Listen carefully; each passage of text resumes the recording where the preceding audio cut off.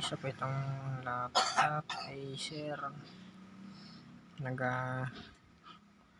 Flickering yung display.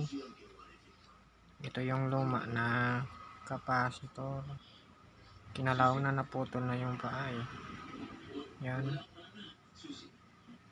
Yung luma yan ng capacitor. Tapos ito naman yung pinalitan ko. Ayan. Inangan lang natin.